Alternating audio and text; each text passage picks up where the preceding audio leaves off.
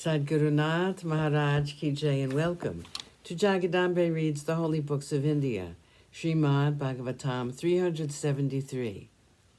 As you may remember, there was an asura bothering Indra. The mountain Meru, which was the favorite resort of Indra, was now Naraka's, and his harassment became so much that the Devas could no longer put up with it. Indra came to Krishna and asked him to help him. The Devas were desperate. Krishna agreed to do so, and he took Satyabhama with him. Narakasura lived in a fabulous city by name Prajotisha. It was very well fortified. It was surrounded on all sides by hills, which were very difficult to scale.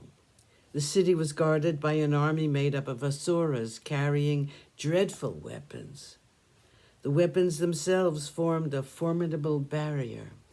After that, water, fire, and air were all made to serve the purpose of defending the city.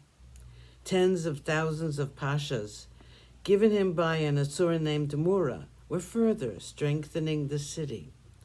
Krishna approached the city of Prajotishta. He took up his gada, and with it he broke open the first obstacle, which was the range of mountains. With his arrows he broke through the defense made up of weapons. His discus destroyed the defense made up of water and air. With his sword he snapped the pashas laid there by Mura. Krishna blew triumphantly on his kanch, and the notes filled the minds of the people with terror. Krishna took up his gada again and split the fortress with it. When he heard the loud notes from Panchajanya, the asura by name Mura woke up from his sleep. He was lying inside the water sleeping. From under the waters emerged Mura with his 5 heads, which would strike terror into the hearts of all his enemies. His form was glowing like the sun, an Agni at the end of the yuga. With his trident lifted high in the air, he rushed toward Krishna. His 5 heads and 10 arms looked like they were going to swallow up Krishna.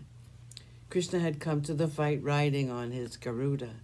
Mura hurled his trident at Krishna's Vahana, Garuda, and shouted with all his 5 throats. He thought that he had achieved his desire. The very air in all the 3 worlds quivered with the echo of his shouting. Krishna sent 3 arrows and broke the trident, which had been hurled at Garuda. And with his arrows, Krishna hurt Mura in his faces. Mura was furious with anger and pain, and he hurled his gada at Krishna. Krishna raised his own gada, and the gada of the enemy was split into fragments.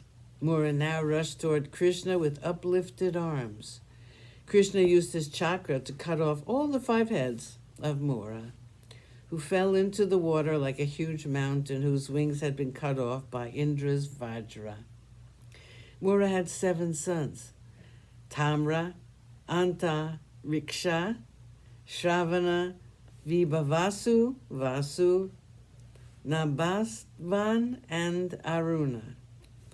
They were all very sad at the thought that their father had been vanquished so easily by this mere man. Their sorrow turned into anger, and they came out of the city to fight with Krishna. They were led by Pita, the commander-in-chief who had been sent by Narakasura. In a matter of a few moments, Krishna destroyed all of them. Narakasura, the son of Bhumi, Mother Earth, was amazed at the fact that all of them had been killed by Krishna. He emerged out of the city, and with him came an army of elephants, noble beasts which belonged to the clan of Airavata. They were also born of the ocean of milk, and the air was filled with the sweet scent of the rut flowing from their heads. It was a magnificent sight, this army made up of elephants. Naraka came out and stood firm. He looked around and saw Krishna seated on the Garuda, and with him his wife Bama. Krishna looked like a rain-bearing cloud with a streak of lightning across, illuminating it. Sadguru Nath Maharaj Ki Jai. Thank you for coming. I hope you come again.